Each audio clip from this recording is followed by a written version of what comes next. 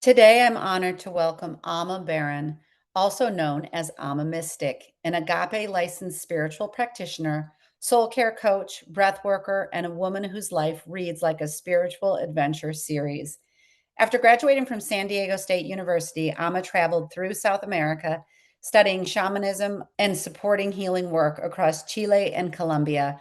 Her lifelong search for truth, fueled by never quite feeling like she fit in, led her through profound initiations, divorce, single motherhood, deep unhappiness despite outer success, and ultimately a powerful spiritual awakening.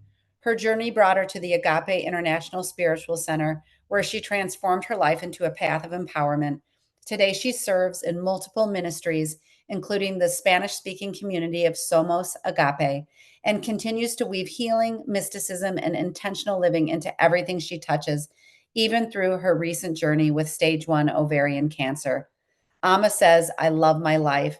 And after hearing her story, you'll understand why. Please join me in welcoming Ama Barron to Mystical Sisterhood. We'll see you in the episode.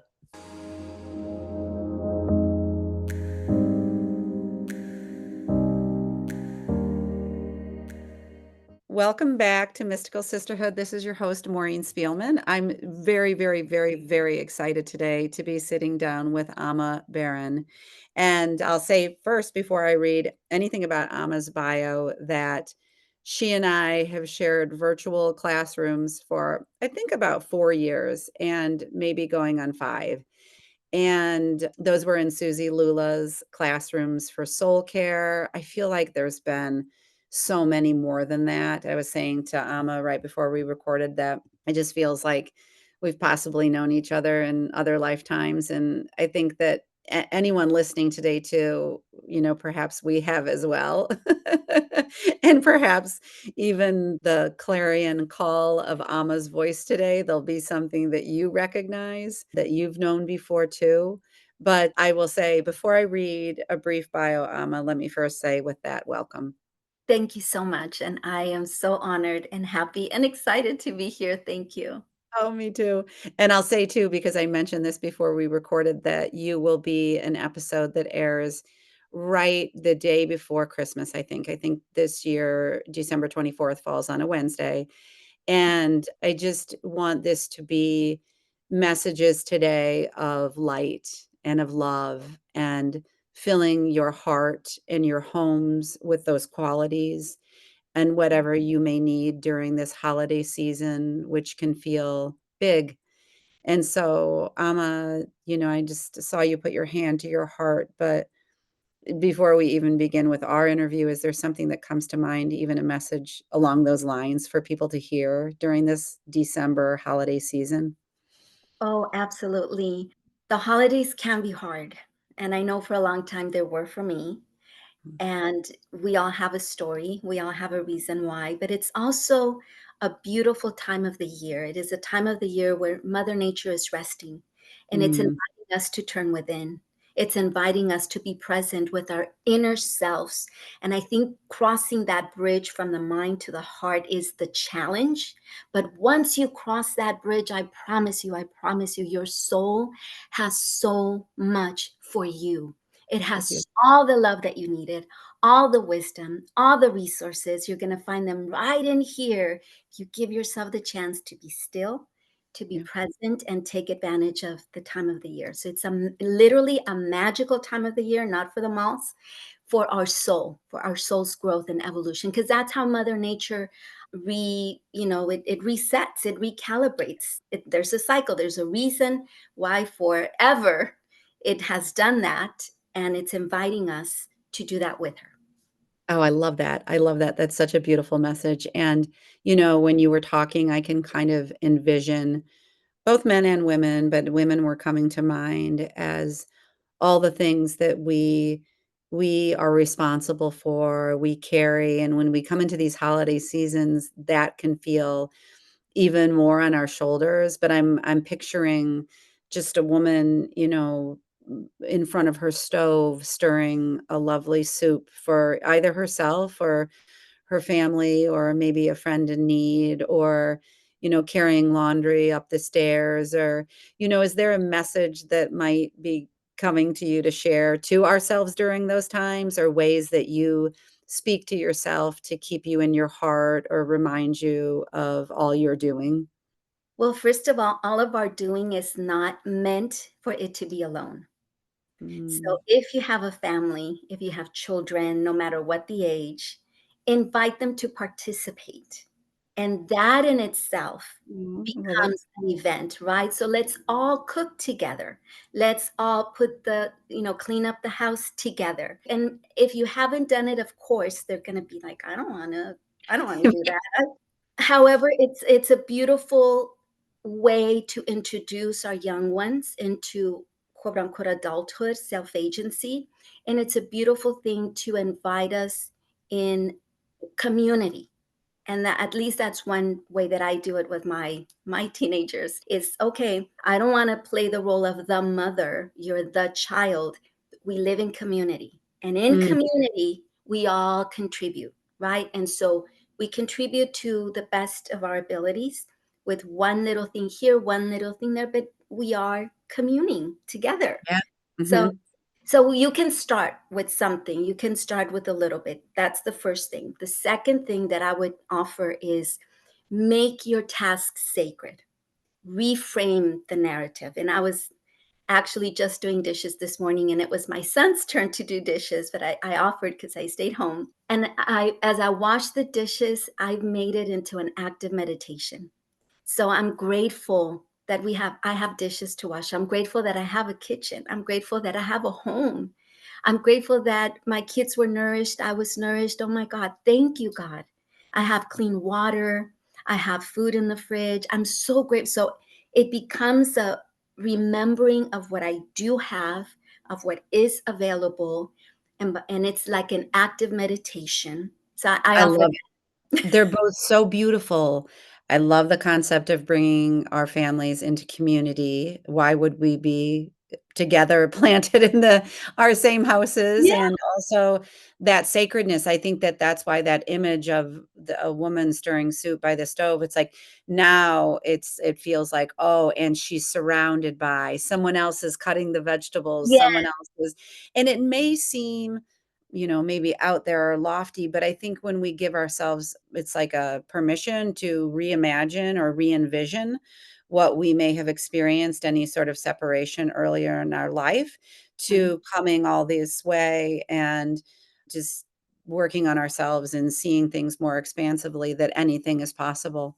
And I think that you are a living, breathing example of that. One of the reasons I wanted to invite you today is because I knew without knowing that you have been a woman on a journey who has traveled many, many roads in this lifetime alone, and that you have had light periods and darker periods, and in the shadowy, I think you had said one particular dark night of the soul, and maybe there's been a few, but that you have found your path forward, and by pulling in very interesting elements of your life. I know one of the first modalities that you had came into your life was shamanism. But do you wanna walk us back a little bit before, anything you would wanna share about your childhood and who you were as a child? I think you had said something in a message you left for me, that you've always been a seeker and that you felt different, and that is often a starting point for individuals who really end up being seekers for their whole life.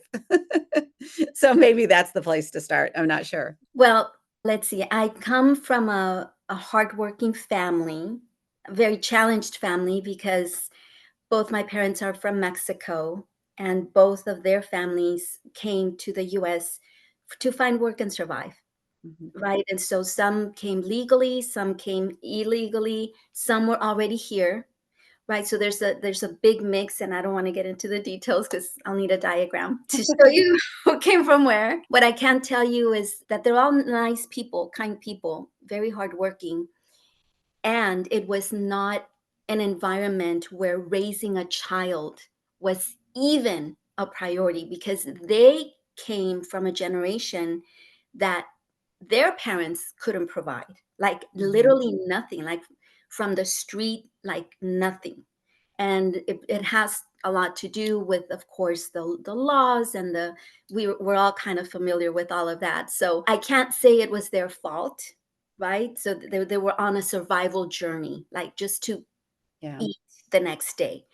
Mhm. And they've, made their way, both sides of the families. What I can say that is that it's extremely challenging because of all the trauma that they had been carrying, and then raising a child, and I was one of four, actually I think five. So many of these families, I'm very familiar with the dynamics, with the mindset, from various angles, and I can say that it was very, very challenging. And I now, from many, like 30 years of work on myself and books and sessions, now I can say, wow, I'm so grateful that I Mm. went through that, right? Mhm. I got to see the ins, the outs, and it served as my life curriculum. It Wow. served me. Mhm. So whatever came in front of me, rather than staying in that situation, I sought like a seeker, right? I was like, okay, there has to be a better way. There Yeah. just has to be a better way. And then I was just searching and seeking and asking and reading, the next best self-help book Yeah. and go to the next workshop and seminar. And that's when I found, well, shamanism found me. That I And how was, did that look? yes, How did it find you? I was actually very involved with the Landmark Forum.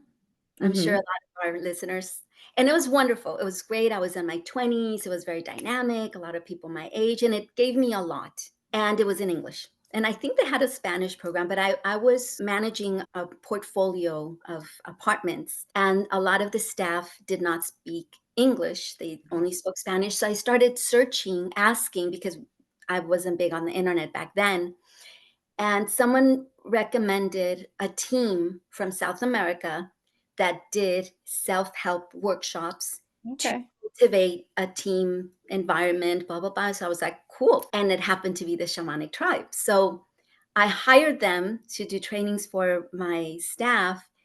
And then I ended up quitting that job and moving to South America. That's incredible because you just were getting into it more and more and participating in healing, or what was that? Well, it's a different point of view. First of all, nature is there's a connection with nature. So that's like one of the very first premises. Okay. And I was noticing I felt quote unquote very accomplished in my work. I was very young and I had a business degree. I've always been very business minded. So I was quote unquote successful, and I felt so empty. Mm. I felt Mhm. so empty. I didn't, and I did not know all that I was carrying from my childhood and my earlier years. I was not so aware of that. I knew there was something there. And just being involved with this tribe, the way that they handle themselves, every day is sacred. There's always a sacred ritual. There's a sacred way of approaching life. And they invited me to one of their bigger events, because they do a yearly big event in a mountain in the south of Chile. And I thought, well, I want to just check it out. Right. And once I was there, I was like, okay, I cannot go back. Wow, that is amazing. Was that was that 20 years ago or so, would you say? That was in 2000. In I did that 2000. in 2000, so 25 years ago. Mhm, mhm. I think that there was a that definitely, even though the internet existed, we were not accessing things that way. It was still word No. of mouth in person, yet I find that time period really interesting because I feel that I think I've even read that that's when a lot of seeding with for a big wave of intuitives and healers was kind of coming on Mhm. board. So it's neat to think about the timing and when I meet people through the interviews and the podcast and everything, I can kind of like see like, oh, okay, that's when Oh, she came wow. up. And then you know what I mean? So then it sounds like your life shifted and changed. You left this work that you had been doing to then you began working for and learning from the shamans? Yes. Yeah, okay. How long did you end up staying in South America? So they did workshops all over the world, mainly in like Mexico, Colombia, Venezuela.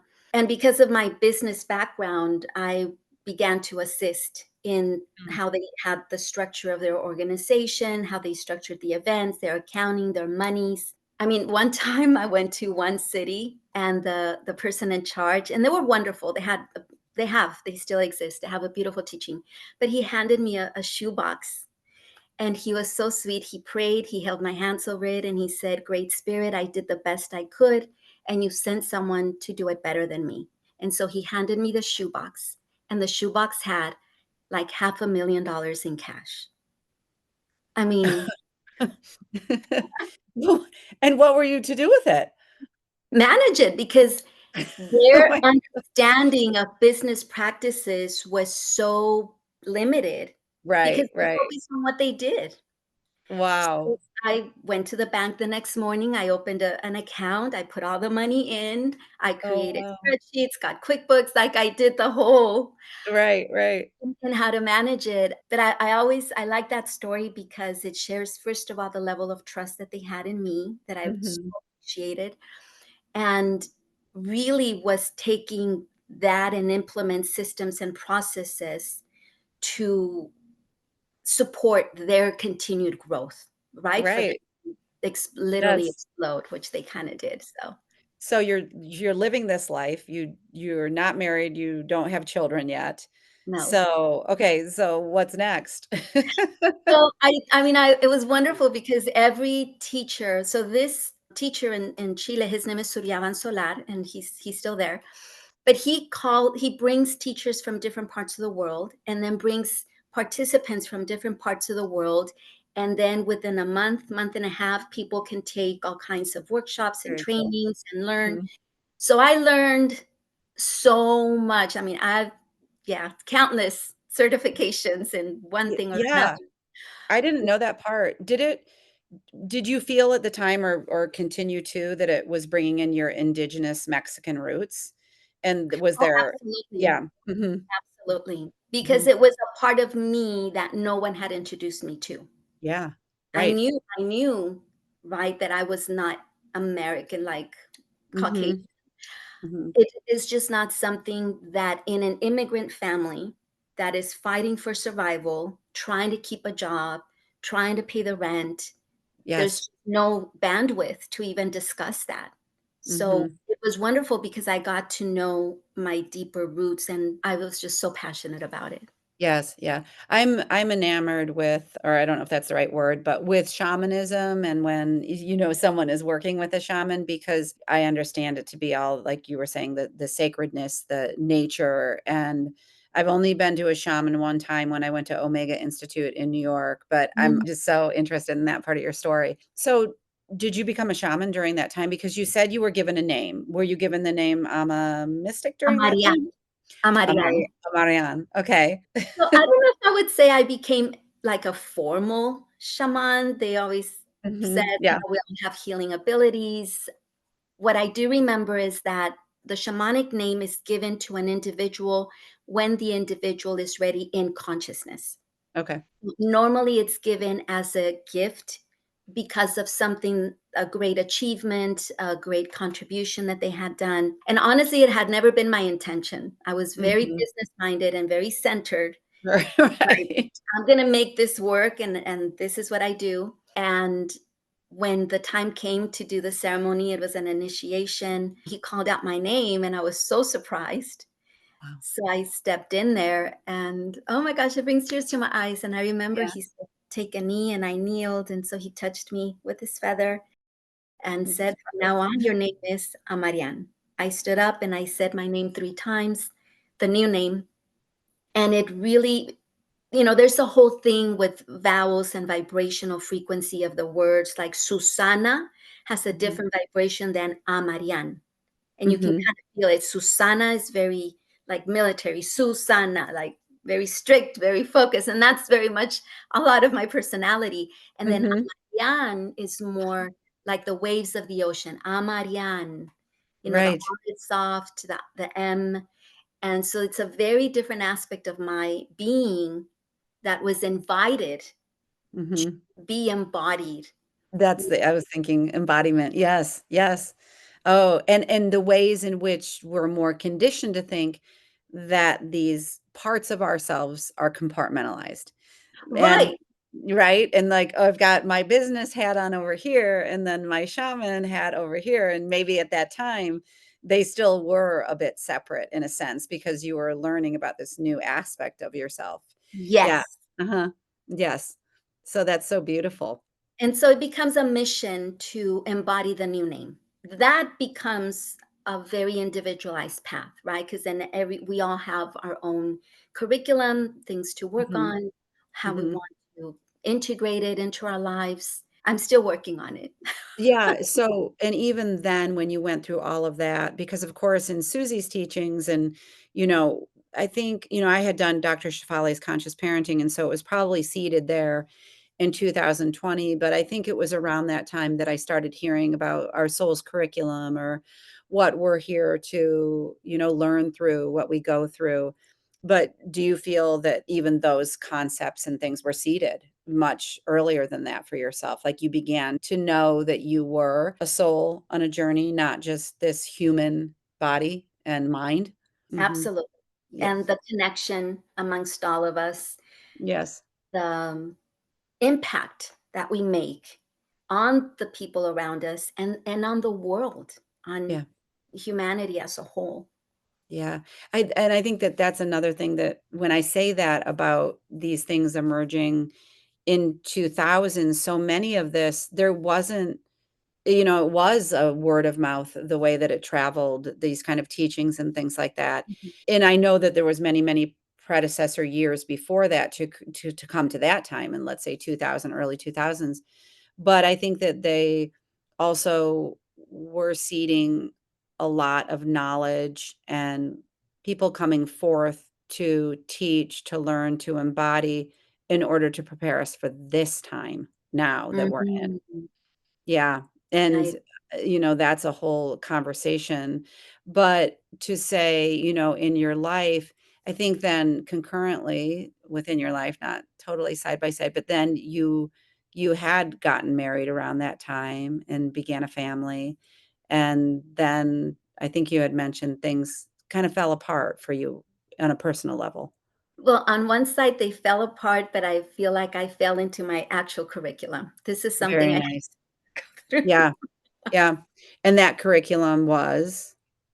learning to be a mom and integrate, Mm, embody these teachings in my role as a mother. And that beautiful. cornered me Yes. to take it on a deeper level because I feel compared like the before and after, I feel I was going like on the shallow end of spirituality. So yes, I was at the mountain and yes, I was doing, fire walking and sweat Right. lodges. It was so much fun. I had no responsibilities. I have just me. Mhm. But once I have two babies and it's by myself, what do you do then, Ama? Like how true Mhm. are your teachings? Like show, Right, right? right, And and so that took me on a deeper journey of amazing. really seeking to because it really played honestly, it played on me for a while. It really played on me, like, did I imagine that? Right. Make it up? Is it Mhm. fake? Are those teachings true? But, here I am, I gotta find a job, gotta pay the rent, I've got my kids. So it did do a little bit of a, like, "Oh my gosh, what's going on?" And honestly, that's why I so, so value agape. I Mm, so mhm. value agape because I feel the Agape International Spiritual Center in Beverly Hills with Dr. Michael Bernard Beckwith, it reaches out to so many, and it's always a message of love, and it's always an opening, a welcoming of anyone, no matter what the journey, no matter what the crisis. It's like an open, safe haven for anyone that's reaching out for something. And Yeah, then once we're there, there's classes, there's workshops in the city. And as Reverend Michael always says it, in the city, we live in the lion's mouth. It's a different type of jungle. amazing. Mhm. Yeah, because I live right outside the city of Chicago, and so I always think of LA as even bigger. But so It's you started finding this sanctuary and attending Michael Beckwith's programs, and I mean, I've only seen it with Susie Lula, on stage and kinda doing her thing, and I love his messages and when we find the teachers, and I've watched a lot of his, I don't know if you call him Michael Bernard Beckwith or Michael Reverend Beckwith, but just he's very clear, he's very uplifting. There's a lot of energy there that I would imagine it feels like probably his center is just sort of like a magnet, like attracting whoever is meant to come to it. yes, Mhm. yes. So And you I and started I yeah, I loved it because, well, I couldn't travel to Chile anymore because now I have 2 babies, okay.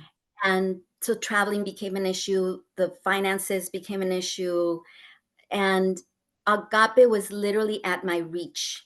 And I say that also for a lot of people that are listening. A lot of times we yearn for a spiritual path or a program, and it may not seem to be at our reach. But Mhm. life is always providing the next stepping stone. We are always provided for. There's always something free, especially now on the internet. There's something free That's true. specifically for you. All Mhm. we have to Mhm. do is be present and trust and be willing. And Agape was at my it's free, and they were open every Sunday. Reverend Michael back then used to do the 3 services at 6, I think 10, and then 11, Wow, and he did a Wednesday service, and it was all him. And I thought that amazing. was very amazing because he was already a big public figure, Right. he has his books, and yet he was out there building his community, and I Yeah. felt safe to me. It felt that I could bring my children there. Yes. So Yeah, that and what a special place to bring your children and to and I think that if you can say, what were some of the teachings or the language that you heard at Agape that was sort of that really caught your attention or made you feel safe? Or I imagine it was an expansion of what you had learned through yes, shamanism, but just different. So what does that look like? Because they also still provide these services every Sunday yes, that you can log into, right? Yes. yes. Okay. The teaching is very much at par with what I learned in shamanism, so it Mhm. wasn't quote unquote new. Yeah. But I'll tell you what it was about Agape, Maureen. I remember arriving there with 2 car seats by myself, and the minute I stepped in, there was help. Wow. The volunteer corps, but they were always willing to help. They each took a car seat. "Where are you sitting, miss?" "I'm gonna sit in the back Aw. of the sanctuary." They walked me there, and I would set up a little blanket for my kids, and then I would just sit and cry. So, Mhm. going through a Mhm. very dark moment, and I was never asked to and then one time, kids being kids, they ran to the front because they wanted to see my teacher, Reverend Michael, and Right. I was panicking, I was so scared, I'm like, "Oh my god, they're gonna kick me out. They're gonna, call the police." I was just in another mental state, and they ran to the front, and of course, Reverend Michael was surrounded by his team and his security people, and then the security people alerted him that there were 2 kids, and I thought for sure they were kicking us out, right? Right.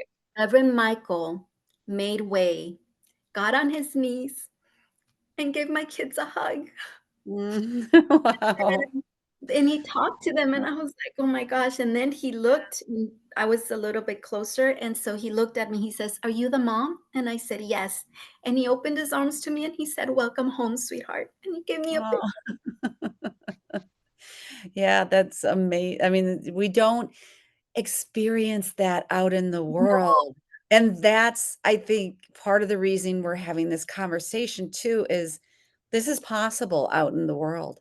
This Yes. is very possible. We need to have these conversations to show that the warmth and acceptance and love you felt that day, we Mm, can I know that that's informed your work now and why you continue to go forth because you know what that gave to you and how it yeah. changed your life. Yeah. Yes. Mhm. Mhm. And Yeah. so the community aspect of Yeah. Agape, and I always say that People have different experiences. It is a huge, huge organization. But what I can say is that when Reverend Michael says that's his intention, the agape love, unconditional love, and to share that with the people in the city of LA, that is quite an achievement. And Yeah, and does agape mean love? yes, it does mean a superior type of love, like Okay. a higher consciousness love. Okay, beautiful. And then is that where you ran across Susie Lula and began Yeah, to form a connection with her, which is for you and I a beloved teacher to both yeah. of us?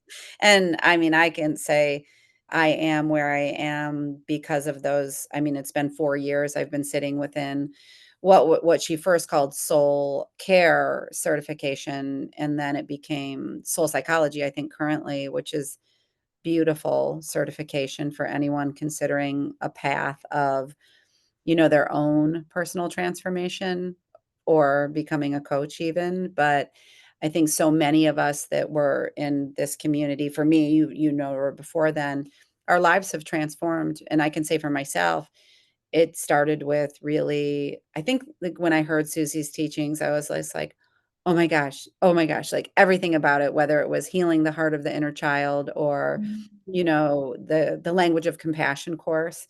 And it just began to seed such beautiful ideas.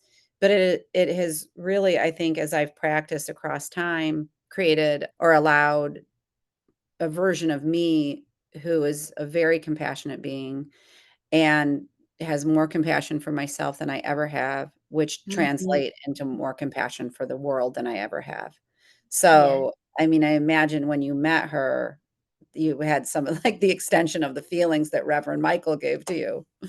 Mhm, Yes, well, I mhm. I remember starting taking class, and I remember consciously saying, "I'm gonna take 1 class, and that's it.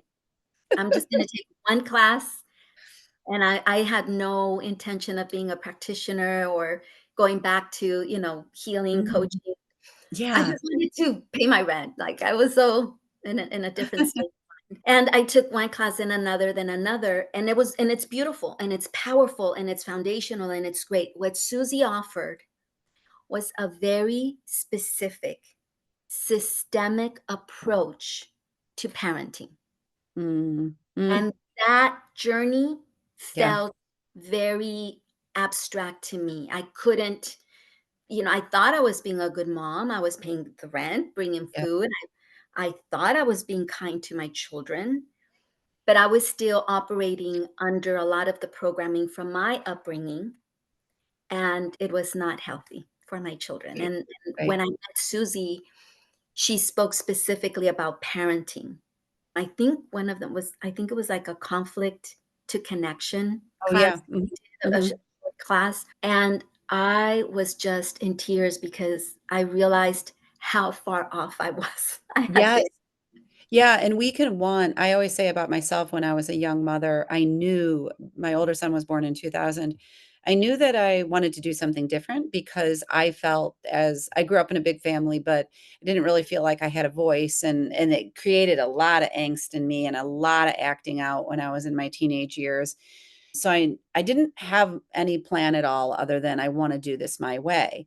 I didn't have Mhm, a roadmap, I didn't have any ways to do it per se. I had a therapist in town, a therapy organization that spoke to this newer type of parenting, but the skill set, wasn't there as much, and so I didn't know so I always had that schism where I wanted something, but I didn't have any way to begin to bring it into my life, and mhm, so I did the best I could, and I think that what happened with me is I think this happens to a lot of people, we want something else, and that pendulum swings all the way to the other side, and was I permissive? What did I have porous boundaries? Absolutely, because I all I knew was that I didn't wanna have the same experience I had, but I had no idea, and of course, I setting a boundary, are you freaking kidding me? I had no idea how to set a boundary, and then I became you know what? It goes full circle to where we started today. I became tired and probably an overwhelmed, like, really exhausted mother, mm, because I thought that I had to do it all by myself. and I wasn't pulling in the community, even if that community was in my own home to assist me. So I love where you're going with this because it's such an important part of our lives. And I imagine that you started maybe taking care of Ama and possibly little Ama, your inner child version. So tell me more. What happened with you? I just cling to Susie Mhm. forever. I sometimes jokingly call her my missing link. Mm, Felt that all of the other teachings that I've had, all of the other learnings and even teachers with her, with this little piece, which was me, I was not there. So, with her support and her very methodical way of working, which I tell her, you're like a soul surgeon. That would be my title for her. yes. Goes and then grabs the loose cables, tightens them up, reminds you of who you really are, not from an intellect, but she really, really works deep, deep in our bodies. And then everything else just lines up. Everything Mhm, mhm. straightens up. So a lot of other things started clicking for me. Yeah, I really felt the embodiment of Amarian, to be honest with you. She beautiful. she facilitated that with her And work. so what would you say to anyone on their journey? And maybe they're starting out, maybe they're hearing of different ways and reading and ordering the books and everything of things that light them up or speak to them on more of a heart and soul level. Is it is it a path that they'll be on for a while? And is like, how can you fortify just staying on the path and staying committed to yourself? Wow, that's a big question. The first thing that I would say, it's a lifelong endeavor. It's not a one class, I'm done. Yeah. It's not like that. It's a lifelong endeavor, A. B, don't dismiss free offerings. Do not dismiss them. Go with what's at your reach. This is at my reach. I'm going to try this. If this is accessible within my schedule because of my job, like you don't Yeah. have to, it doesn't have to be very um Ooh, I like that. And what part of that does intuition fit into? Pay attention to where you're being drawn? yes. Okay. Absolutely. Listen to your intuition. We are always being guided. If I know anything, we are always being guided. If I know anything, is that I was always provided for. No matter Mhm. how in lack I was always provided for. I did have enough. I did have support. I did have communities. I did have guidance on this journey. Yes. It seemed back then that I was at it alone, and I can see it from that Mhm. standpoint, but really, I wouldn't be here had Right? that been the case. I wouldn't be here. And the universe, that's how Mother Nature works. That's how this universe works. It's always giving us, you missed this door. Okay, here's the next one. You missed this one. Here's a window. Here's this. Here's that. But we have to, participate and reach out and say, okay, I'm going to take the next step, the next offering that's available to me. Absolutely. I like that. And you never know who's gonna run across your path. I can say for me, it's been bringing myself to sit in the quiet spaces, to honor my experiences, to not make any part of my journey or anything I felt or held on to or had a hard time, working through the challenges in my life, like just sticking by my own side, giving just so much grace and love and compassion and surround myself with people who keep on reminding me to do that. Oh, yes. I remember when I think after I did the Dr. Shafali course, a lot of the women from that and, I think communities are kinda intertwined in certain ways, but a lot of people had sat and done the Gabor Mate Compassionate Inquiry course. Oh, And yeah. at the end of Dr. Shafali's, I thought, "Well, I'm not ready to sit for that course." And I think I was just getting to know Susie too. So they started learning the language of compassion from Dr. Mate too. But then I remember Nani, our dear friend, or women in my circle would ask me, "Can you just have compassion for yourself, Maureen? Can you sit with yourself?" And it was this really slowing down kind of questions of, can you allow yourself to be kind to yourself, or whatever it was, but there was always introspective questions. And I thought, like, I can't do that. I can't go there, because compassion can feel far away when you don't know what it is. And I've probably said that on the podcast before, but it can be like, I can't access that. I can't access that. That's not, even though I grew up in a very feminine household with a lot of sisters, and then I would think in my mind, well, compassion's a feminine quality, but I can't seem to access it. But that was still when I was in the framework of, they know more, I know less. They're at a better place than I am. I'm at a lesser place than I am. They can access this. I can't access that. And all those ways that we were conditioned to think in a very dualistic way. And it can be very vulnerable, right? And so as women, we have to be strong and put up an armor. Like it Yeah. brings to mind a lot of the work from Brené Brown. I'm a Mhm. fan of hers as well. And so that this armor that she speaks of is very valid in certain areas and at certain times. It just does not serve us well. Mhm, mhm. No, right? And then I think that's the surrounding ourselves with the conversations. Mhm. When you hear that thing that interests you, it's most likely for you, Yes. for some reason. And I think you alluded when you talk about, oh, I look back at my life. I look back at my parents, the household I came from. I look back when I was a young, a mother of young boys or children. You know, I sense a lot of gratitude in the process. And when I hear so much gratitude pouring forth from you, I know it's also because you've given yourself a lot of compassion, appreciation, and layering on. And those are great Susie teachings as well. Like Yes. we need to layer on as much as we can, self-appreciation, and all these things. They're not selfish. They're gonna manifest themselves, a hundredfold from us. And so taking that time, honoring ourselves, making space for this spiritual, emotional part of our growth, it is going to affect your life in ways that you'll never see coming. Absolutely. Mhm. It's like growing extra limbs, and then you realize, "Oh my gosh, I was walking with 1 leg and now I have 2. I was, I Yeah. had 1 arm, now I have 2, 4." It gives you a wider reach Mhm. and more depth.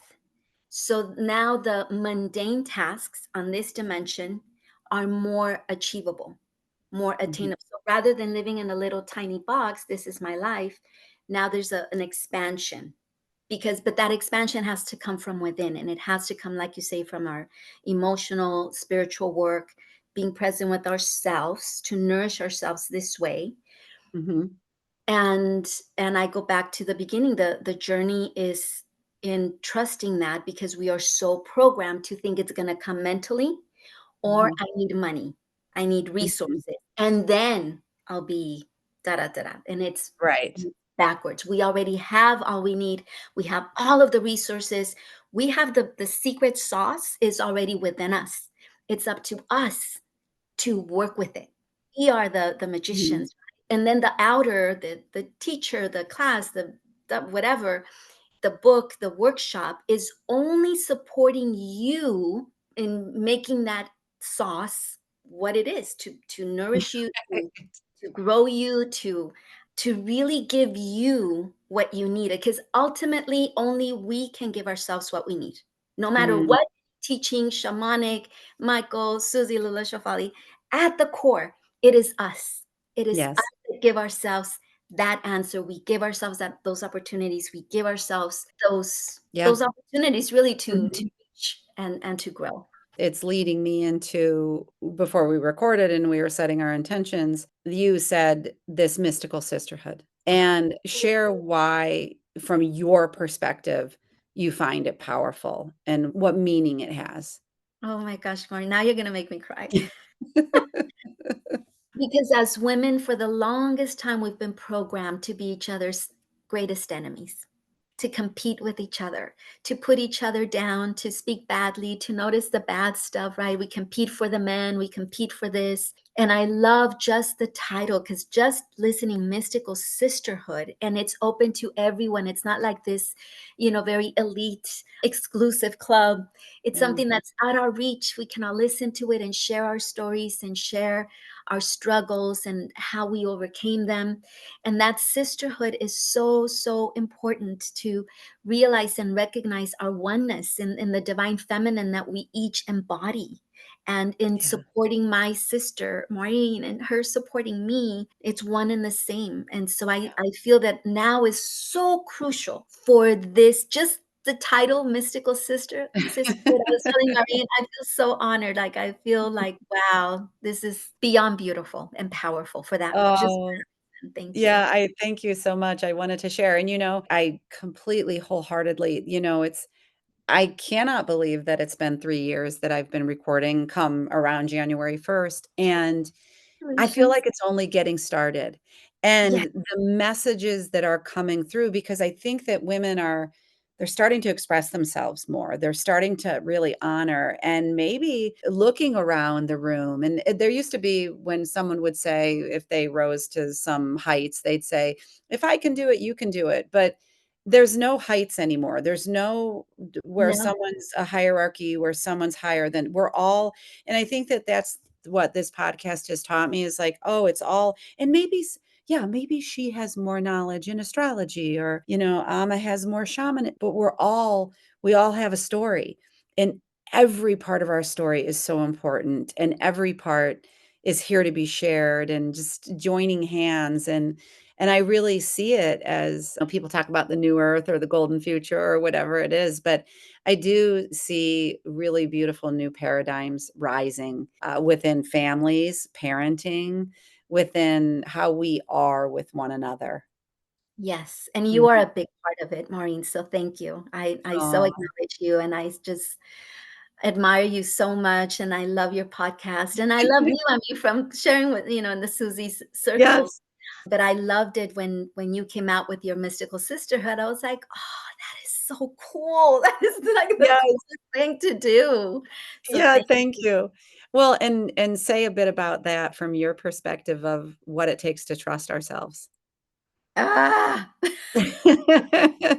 And maybe even trust is well, trust, I was gonna say, is it different? Because it's to put when we have fear about stepping into something new in our lives, I guess, are there messages we can say to ourselves when something new feels fearful, whether it's having a conversation with our partner or a child, or establishing a new business of some sort, or wanting to put a workshop out there? Is there anything that any practices you have for fear? My shaman, Suryavan, gave me my first piece of advice, and I was 23, 24. He said, "Whatever you want to do, whatever your mind is telling you to do the complete opposite.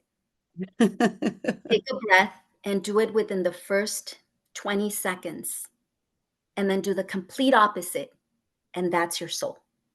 Wow. And I'll do that sometimes. I can't say I live my life by that. I don't know what I'll do, but I did that, and that's how I left to Chile. I packed, and I didn't give myself more time to think. I said, "Okay, I'm just gonna go. I'm gonna do the complete opposite of what I Mhm. would."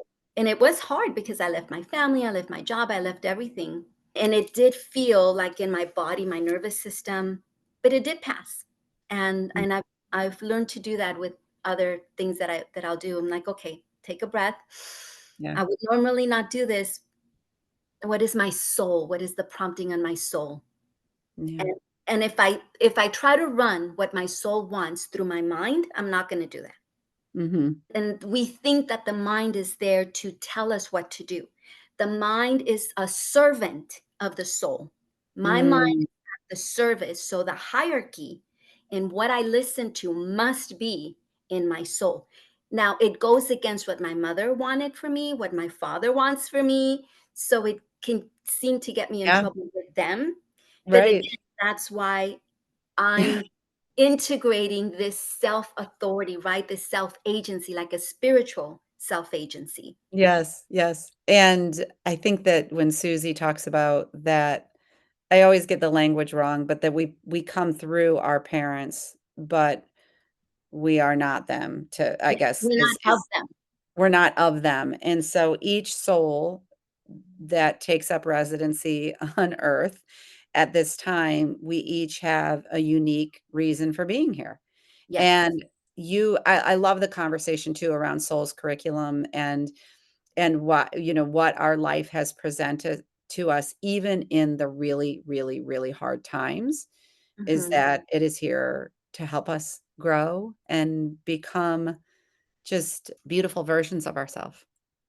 yes, Yeah. the best Mhm. version of ourselves. The best version. Yeah. And that's really exciting to think that you could be this version of yourself right now, and it could get even so much bigger and richer and more abundant. And, I think also we were just kind of conditioned to not go that big and Oh, not, I think even to ask you, what does mystical sisterhood mean to you, Ama? There used to be a part of me that would say, "Oh, how, like, conceited of you to even ask that question." Like, but that's an old operating voice. That's an old and that was someone else's internalized voice anyway. It could have I don't think that one came from my mother or father, but it probably came from the collective.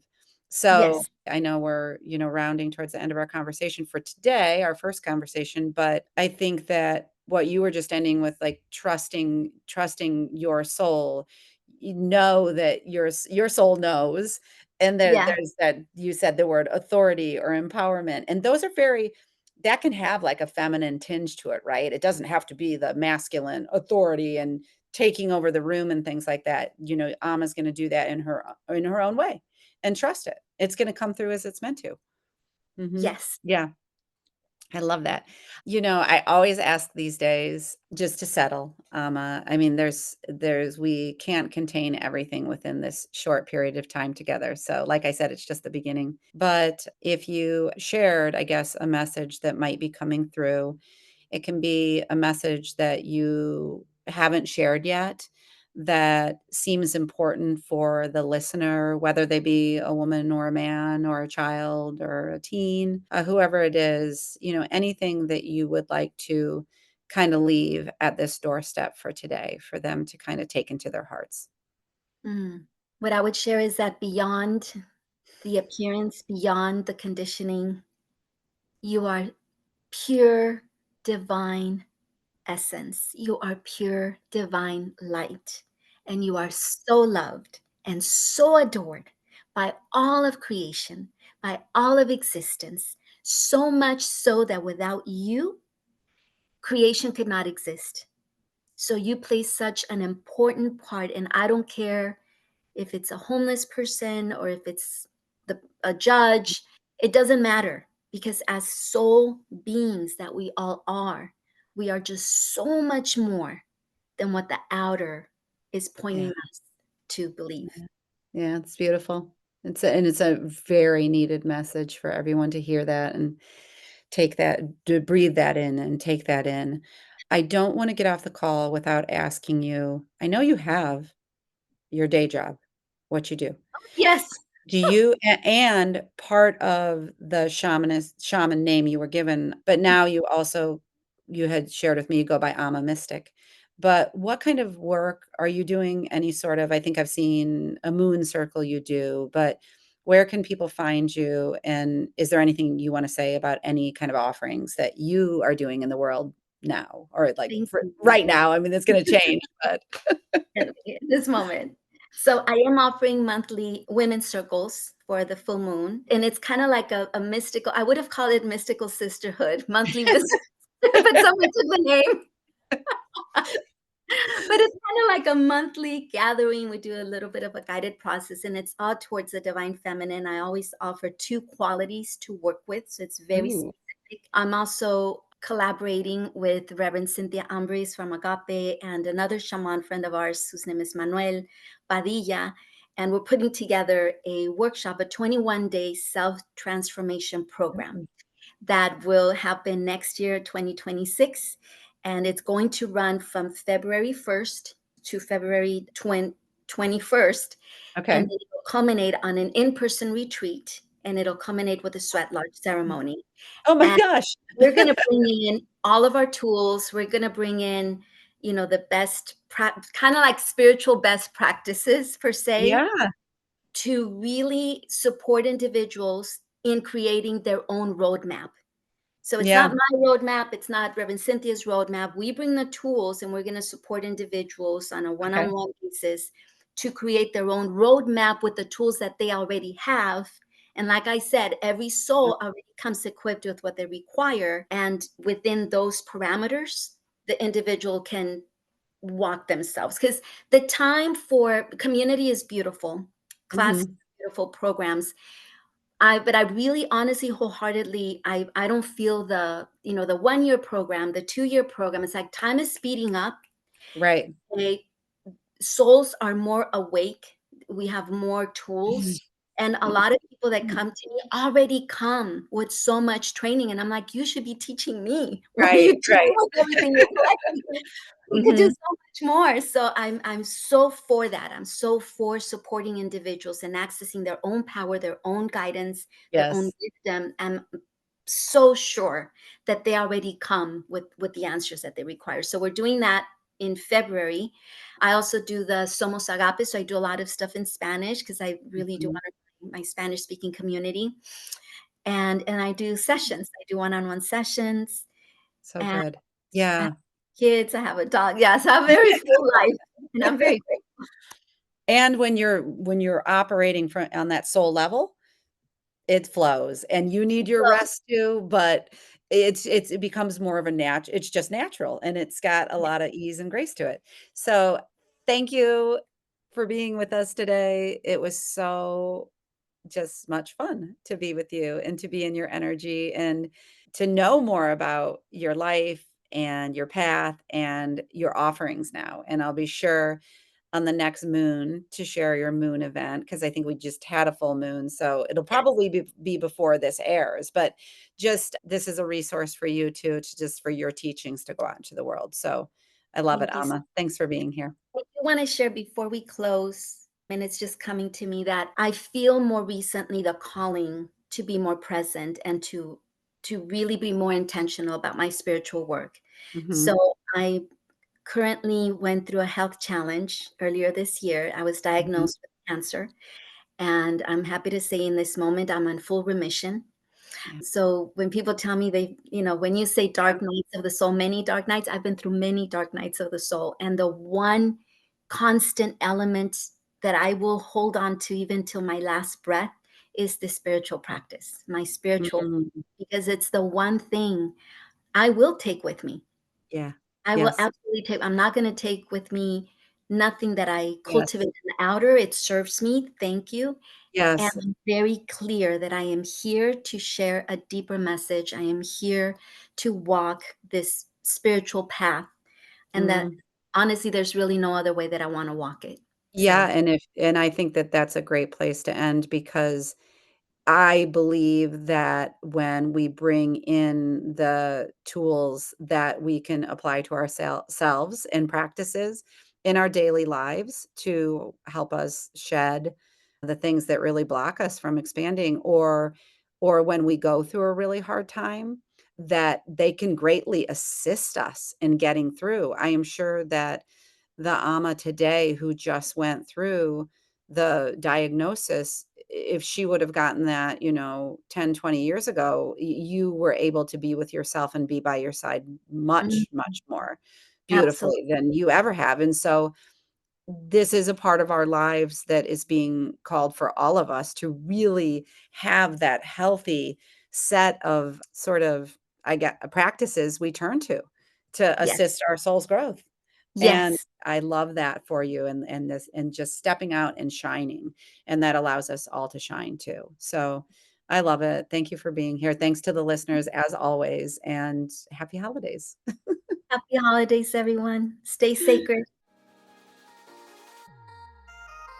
Thanks for listening to this episode of Mystical Sisterhood. To learn more about my one-on-one coaching programs or join the Mystical Sisterhood membership, visit maureenspielman.com or mysticalsisterhood.com. Thanks so much. I'll see you in the next episode.